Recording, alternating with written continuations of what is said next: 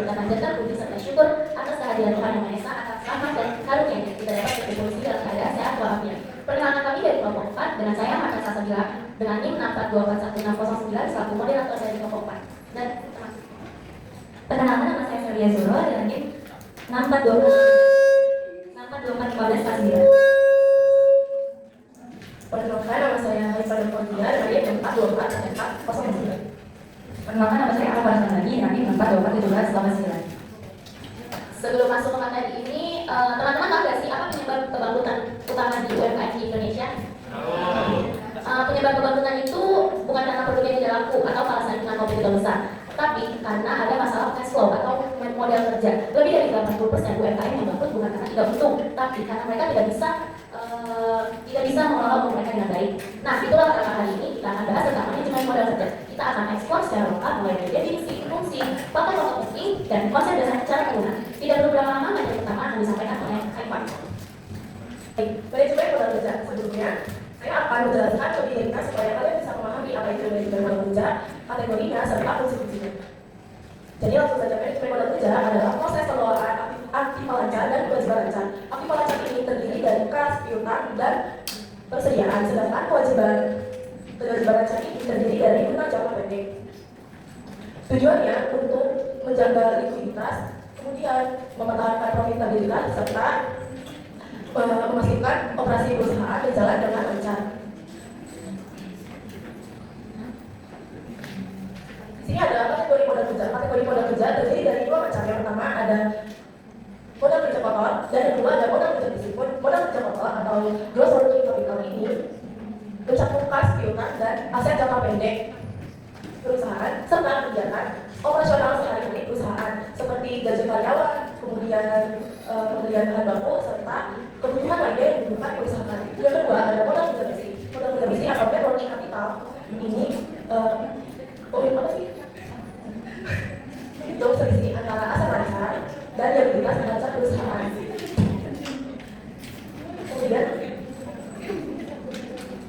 Kemudian ada fungsi manajemen modal kerja. Fungsi manajemen modal kerja terdiri dari dua macam.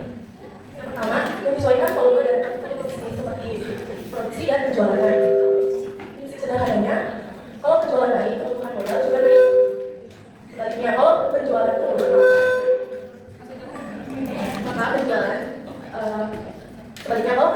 maka kebutuhan modal juga ikut turun. Contohnya, perusahaan kita seperti fashion saat bulan Ramadan, khususnya saat menjelang Lebaran. Perusahaan tersebut mengeluarkan lebih dari 10.000 bisnis di bulan Ramadan dengan modal yang lebih tinggi daripada bulan-bulan sebelumnya. Karena bulan-bulan sebelumnya ada mengeluarkan kurang dari 10.000 unit per bulan. Kemudian ada memaksimalkan nilai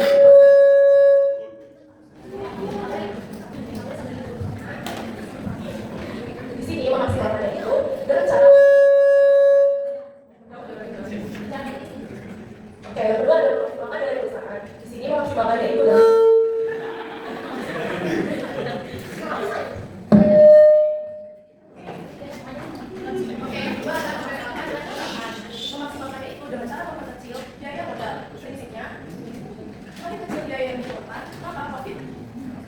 profit yang akan didapatkan semakin besar. Contohnya ada dua perusahaan, yaitu perusahaan A dan perusahaan B. Mereka mengeluarkan jumlah modal yang sama. Tetapi perusahaan A mengambil semua modalnya dari sedangkan perusahaan B mengambil semua modalnya dari tabungan. Jadi otomatis perusahaan A lebih banyak mendapatkan bunga daripada perusahaan B. Yang pertama kuantitatif, konsep kuantitatif serta konsep fungsional. Yang kita bahas itu konsep kuantitatif. Konsep kuantitatif itu total aset lancar, kas, piutang, persediaan, dan seluruh modal kita bentuk. Konsep ini mudah dipahami dan menunjukkan jumlah dana yang tersedia untuk operasional. Namun di situ juga menunjukkan kewajiban lancar yang juga dapat menunjukkan gambaran likuiditas yang tidak sempurna atau yang kurang akurat. Dan yang kedua itu ada konsep kualitatif. Kualitatif itu sendiri kelebihan aset lancar di atas utang lancar. Disebut juga modal kerja neto atau net working capital. Rumusnya itu modal kerja bersih sama dengan aset lancar dikurang kewajiban lancar. Dan yang terakhir itu ada konsep fungsional.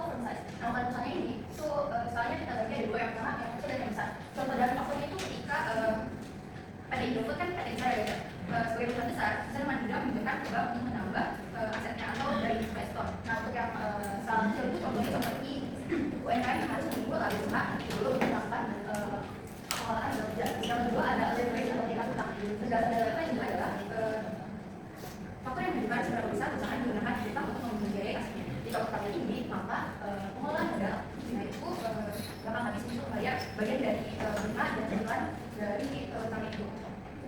Ketika dananya itu sudah dipakai untuk membayar cicilan dan bunga, sebenarnya bakal berkurang. Contoh kasusnya itu seperti misalnya ada PTX memiliki banyak pinjaman di bank, akibatnya lebih besar pendapatan yang diterima untuk membayar bunga daripada untuk modal kerja.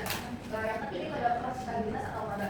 Penjelasan dari faktor itu adalah semakin besar laba yang peroleh, semakin besar dana yang normal atau laba kan yang bisa digunakan untuk membiayai kegiatan operasional atas utang. Contoh dari kasusnya itu ada PT Unilever yang memiliki laba tinggi dapat menggunakan keuntungan langsung untuk membeli bahan bakunya tanpa harus bukan tapi untuk membeli bahan baku dan mereka dapat tanpa perlu pinjaman.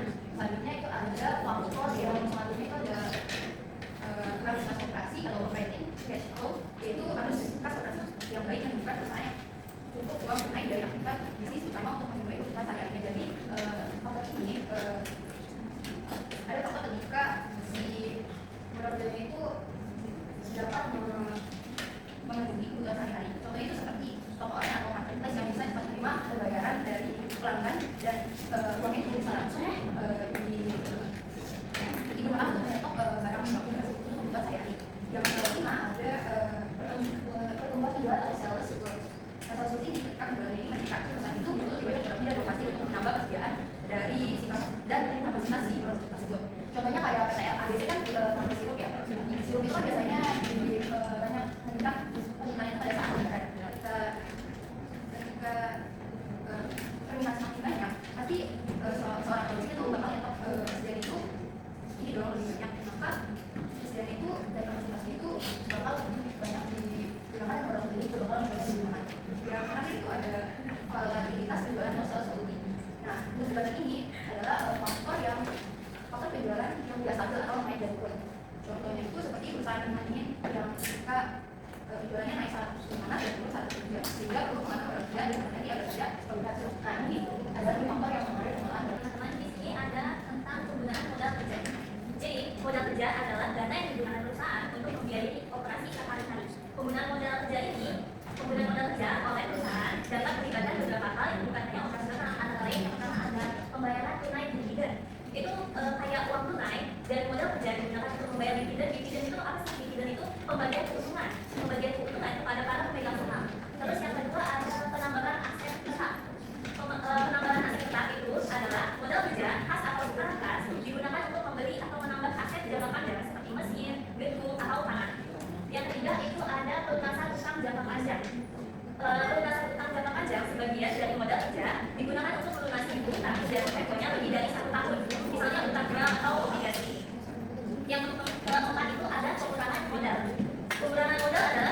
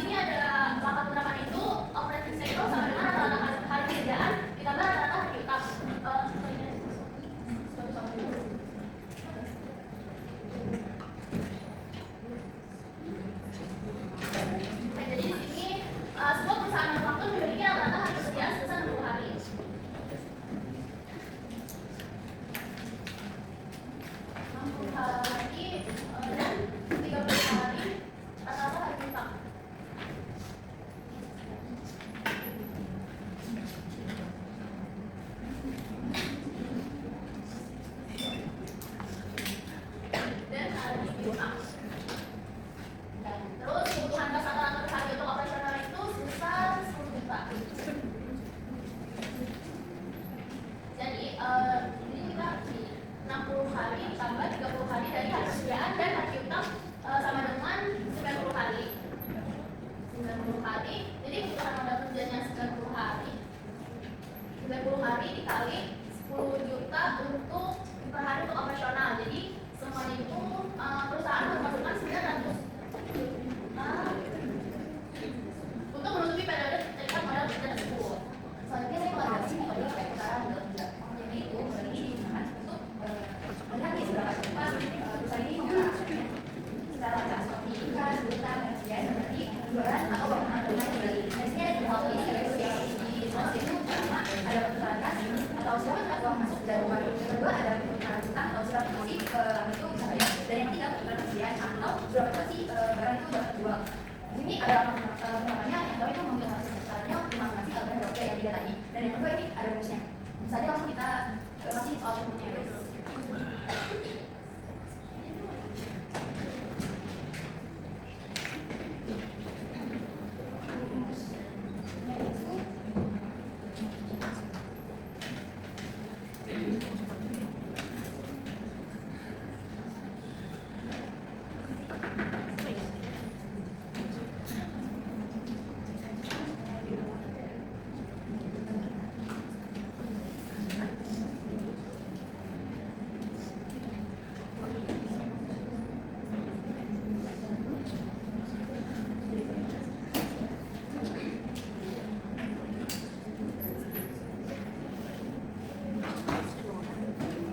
Dari soal satu ini, sebenarnya dalam ini jualan di sini yaitu berhutang pada 50.000 atau berhutang itu dari 10 kali satu atau 35 atau 35 kali. Kemudian itu 1 juta, dan sebenarnya itu 4 kali atau 1 kali ya. Berdasarkan harga uang sebenarnya itu 4 juta, dan rata-rata itu dari 4 juta atau 4 miliar.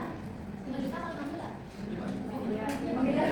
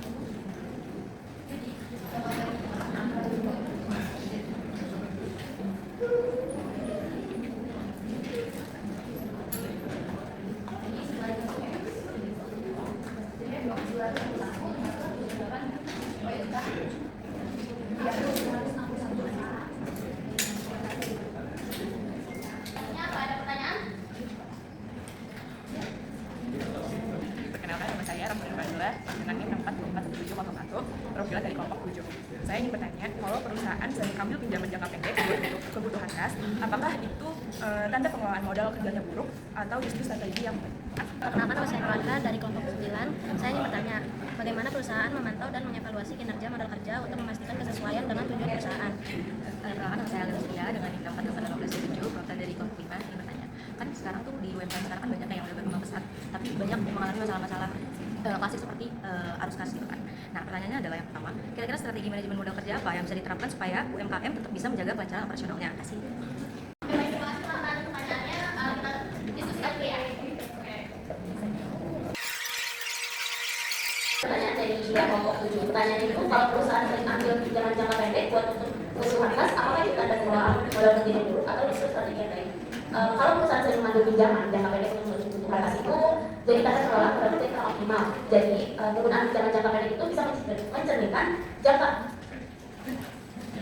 pengelolaan modal kerja yang kurang baik atau yang kurang efisien jika menjadi kebiasaan atau solusi jangka panjang. Tapi itu juga bisa menjadi strategi yang tepat jika dipakai sebagai alat untuk menyeimbangkan arus kas secara efisien tanpa membebani keuangan perusahaan terlalu berat. Dari sini saya menjawab pertanyaan dari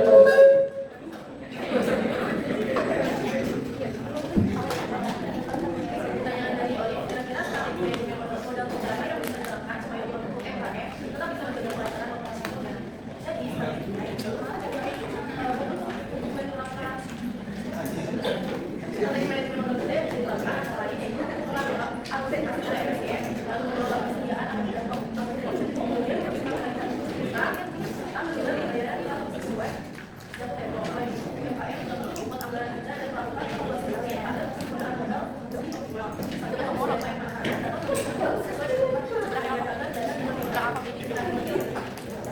izin menjawab. Oke, izin menjawab pertanyaannya kelompok Aki, kelompok 9. Tadi pertanyaannya Bagaimana perusahaan memantau dan mengevaluasi kinerja modal kerja untuk memastikan kesesuaian dengan tujuan perusahaan? Jawabannya itu adalah perusahaan akan memantau modal kerja dengan cara yang pertama ada menghitung rasio likuiditas. Jadi supaya membandingkan kata lancar kayak kas, sisa, stok dengan utang lancar untuk memastikan kemampuan biaya KPP. Lalu ada mengukur kesepakatan uang perusahaan. Itu kayak menganalisis beberapa hal yang dibutuhkan untuk menagih utang, menjual stok dan membayar utang. Tujuannya agar bisa dijual kembali ke pasar. Evaluasinya adalah dengan membandingkan angka-angka tersebut dengan target ideal dan data historis untuk menjaga operasional tetap efisien dan likuiditas tetap. Sebelum kita main game, di sini ada kesimpulan teman-teman. Jadi semua yang sudah kita bahas nih bisa dibilang kalau manajemen modal kerja itu penting banget ya. Soalnya dia bantu perusahaan dia bisa jalan terus tanpa kehabisan uang, habis bulan lalu. Kayak kita harus minta atur uang jajan biar nggak harus buat sebelum akhir bulan ibaratnya. Terus juga perusahaan yang bisa ngatur modal kerjanya dengan baik bakal keimbangan dalam uang yang dipakai uang yang masuk lagi. Hal-hal kayak ukuran perusahaan, utang, keuntungan, dan kebutuhan tuh semuanya pelan banget banyak. Kalau semua diatur dengan cara yang benar, perusahaan bisa lebih efisien, ekonominya naik, dan masa depannya serah kayak anak rajin nabung bisa dengan babi ya. Mohon perhatiannya ya. Jadi karena ada game, sistem gamenya itu kita pakai benda yaitu spidol. Spidolnya nanti kasih ke kalian. Ketika lo punya benar, spidolnya diulang ya. Tapi nggak boleh lempar. Harus sampai pegang. Terus kalau misalnya nanti lagunya udah tidak spidolnya di tangan satu dan kalian tarik maju ya.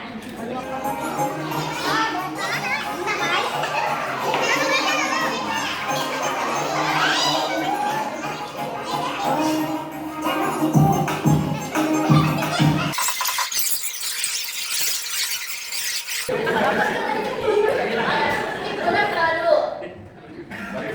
Kenapa nama saya Pak Yusuf Bidal lagi apa obat? Nama saya perkenalkan nama saya Muhammad Arif Selamat Hospita kami 4 Perkenalkan saya Silvana Edila dengan NIM nomor 12. Jadi kelas dulu dong ya. Kamu mau pilih nomor 1 sampai 10 nomor berapa? 3.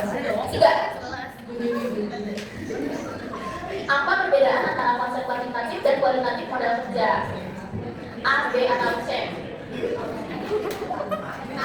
Jawab Pak Ahmad.